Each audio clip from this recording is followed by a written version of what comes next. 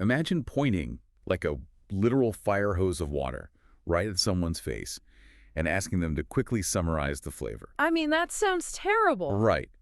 But that is exactly what you are doing to your AI right now. When you just dump a massive chaotic folder of code or PDFs and, random notes into a prompt window. Oh, yeah. We've all been there. You know that feeling. You open a directory on your computer, and it's just this sprawling mess of nested folders and scattered thoughts you wrote like 3 months ago. And you have no idea where anything is. Exactly. You desperately need the AI to understand how it all connects, so you copy everything, paste it into the context window, and you just sort of pray it figures it out. Which honestly almost guarantees a bad outcome. You cross your fingers, you watch the processing wheel spin, and you just hope the AI doesn't choke on the sheer volume of raw, unstructured information. Because usually it does. It really does, or worse, it starts hallucinating connections that just aren't there, simply because it's completely overwhelmed by all the noise. And while you're waiting for that bad answer, you are just burning through computing power. I mean, you are completely maxing out the AI's context window. Oh, absolutely. It's messy, it's super expensive, and it rarely gives you the precision you actually need.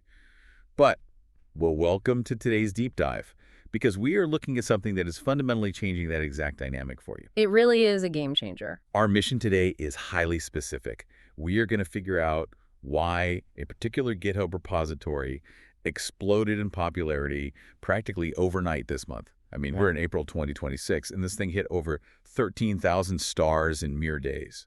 It's an incredible trajectory. The tool's called Graphify. Specifically, we're talking about the repository hosted by the user Sophie Shamsi. Right. And the reason developers and researchers are just swarming to it is because it solves that exact fire hose problem you just described. Yeah, the sources mentioned it's heavily inspired by some workflow ideas from Andres Karpathy, right? Yes, exactly. And essentially what it does is it takes those chaotic, messy folders of files and transforms them into a highly efficient, queryable knowledge graph. So it structures the mess before the AI even attempts to answer your questions. Precisely. Okay, let's unpack this, because right out of the gate, there is a point of friction we really need to clear up for you. Graphify is an incredibly crowded brand name on GitHub. Oh, it's everywhere. Yeah, if you go searching for it right now, you're going to see a wall of repositories. How do you know you're looking at the right one? I mean, I could easily see someone downloading a 5-year-old tool and wonder why nothing works. That is a very crucial distinction to make. The name has been used quite a bit over the years. And if we look at the historical context, there are several older, entirely different projects sharing that moniker. Right, like what? Well, for instance, back in 2018, there was a web app by the user Graffiti called Graphify. But that was simply an online portal for uploading and sharing datasets for visualization. Oh, okay, so a totally different use case. You wouldn't use that for your local code. Not at all. And it's been inactive for years anyway. Then you have Gooch/Graphify. Gooch. Yeah, Gooch, which is a paused JavaScript diagramming tool specifically for drawing business model canvases. Got it. And if we jump to 2020, there's Grastani/Graphify, which was archived quite a while ago. That one was a Java extension for a database called Neo4j, meant for document classification. Okay, so that's 3 completely different things already. Right. And there is actually still an active library by a user named Roffer intended for parsing unstructured text into graphs. But we need to be absolutely clear here. Yeah. The star of this deep dive, the one making waves right now, is exclusively the Sophie Shamsi version. Because that specific version is the only one grabbing 13,000 stars right now. Yeah. And that's entirely due to its massive utility for RAG, retrieval augmented generation, and large language model. Exactly. The older tools were built for different eras of data management. Yeah. The Sophie Shamsi version is built specifically for the AI era we are in right now. It's basically designed to be the intermediary between your local files and the LLM. So let's get into the engine. Let's look at how it actually works its magic without hallucinating or missing the details in your files. Because, well, it doesn't just read your files once. No, it doesn't. It uses what our sources call a 2-pass approach. And that 2-pass architecture is totally the secret sauce here for building a persistent, reliable knowledge graph. Let's define that first, actually, the 2-pass approach. I think the best way to think about this is to imagine a detective's string board on a wall. Oh, that's a great analogy. Right. Pass one is the detective gathering all the raw materials. Hmm. So pinning up the photographs, the police reports, the maps on the corkboard. It's just getting the raw structure in place. Yeah. Then pass two is the detective actually taking that red string and connecting the pins, finding the deeper meaning and the motives that link a suspect to a location, Exactly. So in Graphify, pass one is called deterministic AST parsing. which handles all the pinning on the board. But let's pause there. AST parsing. Those are three very heavy technical words. Let's break that down for the listener. What is an abstract syntax tree in plain English? Okay, think of sentence diagramming from grade school, but applied to code or documents. Okay, I remember that. Right, when you diagram a sentence, you strip away the meaning of the words and you just look at the grammatical structure. Here's the noun, here's the verb, here's the adjective modifying the noun. Right. An abstract syntax tree basically does that for your files. It strips away the actual logic or the narrative and just looks at the structural skeleton. Oh, interesting. It says, okay, here is a Python file. Inside it, there are three functions. Function A calls function B. It's purely structural. So it's not even trying to understand what the code actually accomplishes. It's just mapping the literal, undeniable architecture of the file. Exactly. And the beauty of that deterministic approach, meaning it follows strict, hard-coded rules rather than AI guesswork, is that it is completely free to run locally. And it is lightning fast. It builds the skeleton of the knowledge graph without sending a single token to an API. That is huge. But, as you noted with your stringboard analogy earlier, a board full of isolated pins doesn't actually solve the mystery. Right, you need the red string. So pass two is when you bring in the LLM to actually read the content between the pins and explain the deeper meaning. So in Graphify, this second pass is the LLM semantic extraction phase. Yes. The AI looks at the structure from pass one and starts drawing those red strings, mapping out all the conceptual relationships. What's fascinating here is the sheer scale and versatility of what this engine can ingest to build that board. We aren't just talking about a tool for Python developers or JavaScript engineers, right? No, not at all. It natively supports over 20 different programming languages out of the box. 20. Yeah, over 20. But it goes way beyond code. It ingests standard PDFs. It even ingests raw images. Wait, really? Images too? Yes. So it's mapping semantic relationships across completely different mediums. It could connect a function in your backend code directly to a paragraph in an architectural PDF. Oh, that's wild. And then it can link both of those to a diagram in an image file. Which is how humans actually work. I mean, Right. our projects are rarely confined to just a single file type. Exactly. And the outputs Graphify generates from this ingestion are just as diverse. It doesn't just spit out a rewritten piece of code. It creates interactive visual graphs you can actually explore right in your browser. That's so cool. And it can output its findings directly into Obsidian vaults. Okay, let's touch on Obsidian for a second because that is Wow. huge for personal knowledge management. For listeners who might not use it, Obsidian is a very popular note-taking app that stores everything locally as plain text markdown files. Yeah, it's very popular. And its whole philosophy is based on linking notes together. So Graphify taking all your messy files and natively outputting an Obsidian Vault means you suddenly have a beautifully linked local wiki of your entire chaotic folder. Right, that you can navigate like your own personal Wikipedia. Exactly. It completely bridges the gap between software development and personal research. And if you are building an AI agent, Graphify can also create wikis that are specifically formatted to be crawled by other AIs. Okay, so here's where it gets really interesting but also tricky. Okay. I want to push back on this a bit. Because if I am handing over my entire project folder, my code, my private research papers, my diagrams, and I'm letting an LLM run this pass to semantic extraction to draw all the red strings, Yeah. how do I actually trust it? I mean, the whole problem with AI hallucinations is that the AI itself doesn't know it's hallucinating. That is very true. It sounds incredibly confident when it's making things up. So how do I know what is an actual hard fact written in my document versus what the AI just assumed while it was playing detective? That is the single biggest risk in using any AI for knowledge retrieval. And it's usually why developers hesitate to adopt these tools in the first place. Sure. If the foundation is flawed, every single answer built on it is flawed. But this is where Graphify introduces a truly brilliant, non-negotiable tagging system. Oh. Every single relationship, every red string that gets mapped into that knowledge graph is strictly tagged with one of three labels. Tell me how those labels force the AI to be honest. It all comes down to the prompt engineering within the tool itself. The system actually forces the LLM to categorize its own confidence level. Okay. The first tag is extracted.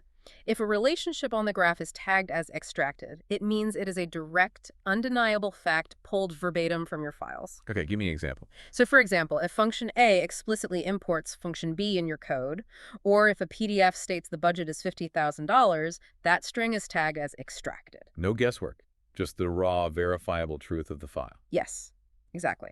Then the second tag is inferred. This is where the AI is explicitly required to admit, I am making a logical assumption here. It's basically saying, based on the semantic context of these two separate files, I strongly believe these concepts are related, but it wasn't explicitly stated in the text. So it's actually flagging its own logical leaps for you. It is. It's really transparent. And the third tag is ambiguous size. What does that one mean? This is the AI essentially throwing its hands up and saying, there seems to be a connection between these data points, but the context is just too unclear for me to make a call. Human review is required. That is such a smart design choice. I mean, it forces the AI to show its work. Yeah. It encourages you, the user, to engage in critical thinking rather than just blindly accepting a clean summary. You can actually audit the AI's logic. Exactly. Like if a workflow breaks, you can look at the visual graph and say, the AI tagged this connection as inferred, but it made a bad inference. I need to fix that. It builds trust through transparency. You aren't just getting a black box answer where you hope the AI read the file right. You are getting a mapped landscape of certainty and uncertainty. Okay, so building an intricate, transparent knowledge graph is conceptually fantastic.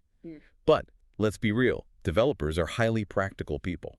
Very practical. A conceptually cool tool does not get 13,000 stars in a matter of days just because the academic theory is nice. It exploded because of the sheer economics and the frictionless implementation. The economics are, frankly, staggering. There is a magic number in our sources that explains the current hype around Graphify better than anything else. What's the number? 71.5. A 71.5x reduction. Yes. Using this Graphify tool reduces token usage by up to 71.5 times per query compared to the traditional method of just rereading raw files. Let's really pause on that for you, the listener, because we need to explain why that number is so massive and how it actually happens. Yeah, it's a huge deal. When you use an AI API, you pay for tokens, which is basically a measure of the amount of text the AI has to read and generate. Yeah. If you have a massive code base and you ask a question like, how does the user authentication work? The old firehose method forces the AI to reread all 50 pages of your code. Every single time you ask a question. Every time. That burns thousands of tokens. Yeah. How does querying a knowledge graph stop that? Because instead of feeding the AI the entire 50-page book to find an answer, you are only feeding it the specific nodes and edges from the graph that relate to your question. Oh, right. Since Graphify already did the heavy lifting of mapping the relationships during Pass 1 and Pass 2, the AI just navigates the structure. It finds the authentication node, follows the red string to the database node, and only reads the text attached to those specific points. It's literally the difference between forcing someone to read an entire encyclopedia to find a single fact versus just letting them look at the index and flip straight to the right paragraph. That's the perfect way to look at it. And a 71.5x reduction isn't just a minor optimization. That is the difference between an automated AI workflow costing you actual dollars per hour versus costing you fractions of a penny. If we connect this to the bigger picture, it fundamentally changes what kinds of automated AI tasks are financially viable. If you're an independent developer or a small startup, you can now afford to have AI agents continuously querying your entire code base hundreds of times an hour without bankrupting yourself on API costs. And the barrier to entry to get those savings is practically non-existent. The friction is basically zero. Let's talk about that zero friction, Yeah. because the phrase knowledge graph usually implies a lot of painful infrastructure work. That's the other major draw here. Graphify is MIT licensed, which means it's incredibly permissive for developers to use, modify, and integrate into commercial projects. Right. But more importantly, it requires absolutely zero infrastructure. Which is a huge departure from the norm. It is a massive departure. If Yeah. you recall that older 2020 repository we mentioned earlier, the Kufbastani one, that required a Neo4j database. For listeners who haven't had the pleasure of managing one, Neo4j is a dedicated enterprise-grade graph database. It's powerful, but it's heavy. Right, to use that older tool, you had to provision a server, install Neo4j, manage the database schemas, handle the network connections, secure the ports. I mean, it's a massive headache just to get to the starting line. Sounds awful. The sufficient Ceramcy version of Graphify does away with all of that. No Mhm. servers, no Neo4j, no complex container orchestration. It just works locally on your machine. You point it at a local folder, and it runs using lightweight local storage. But wait, code changes constantly. My notes change daily. Yeah. If I run this tool on Monday and then spend all of Tuesday adding new PDFs and rewriting functions, my beautiful knowledge graph is instantly out of date, right? A static graph is a useless graph. That would be true if it only ran once. But the developers have added crucial puzzle pieces to make it completely seamless to live with day to day. It features a watch mode and utilizes Git hooks. The Git hooks are vital. Let's explain that. Git is the version control system developers use to track changes in their files. A hook is simply a script that runs automatically every time a specific action happens in Git, like committing a new piece of code. So because Graphify integrates with those hooks, the moment you save your work or commit a change to your repository, Graphify wakes up in the background. Nice. It sees exactly which files changed, and it automatically syncs the knowledge graph. You don't have to rebuild the entire string board. It just updates the specific pins and strings that you altered. So your AI always has the absolute latest up-to-the-second understanding of your files without you ever having to remember to manually trigger a rebuild. Exactly. It makes the graph a living, breathing extension of your workspace. And to make the integration even tighter, they built it to connect directly into Claude Code. The Claude Code integration is the final piece of the frictionless puzzle. It functions as a simple slash command, literally just typing slash skill in your terminal interface. Yep. You don't have to leave your coding environment. You don't have to open a separate browser window or switch context. The knowledge graph is just there, waiting to be queried natively within the interface you're already using to build your software. It's brilliant. So what does this all mean? Look, whether you are a developer trying to quickly catch up on a massive undocumented new code base at a new job, or you're a researcher trying to organize a chaotic folder of personal PDFs, images, and notes, Yeah. the Safishamsi Graphify approach proves something really important about where technology is heading. The future of AI isn't about feeding it more raw data. Right. We have hit the limit of the fire hose. Yeah. We can't keep expanding context windows and expecting better results. The future is about feeding the AI smarter, structured data. Exactly. It's about letting deterministic, lightweight tools do the heavy lifting of sorting the architecture so the LLM can actually focus its compute power on doing the high-level thinking. This raises an important question, though, something really profound to think about as these local mapping tools become standard. Okay, what is it? Well, we've seen that Graphify tags the invisible connections across your files as extracted, inferred, or ambiguous, right? It maps the architecture of your ideas in pass 1 and semantic meaning in pass 2. So if local zero infrastructure tools can now instantly and continuously map these semantic connections across our life's work, our journals, our code, our disparate research notes, Yeah. will our hard drives soon understand the thematic links between our own ideas better than our conscious brains do? Wow, that is a wild thought to leave on. When a machine can instantly trace the red string between a note you wrote 3 years ago and a PDF you downloaded today, I mean, it changes the nature of memory. It really does. What hidden connections are lurking in your own messy folders right now, just waiting for a graph to reveal them? Think about it. Thanks for joining us for this deep dive into Graphify, and we'll see you on the next one.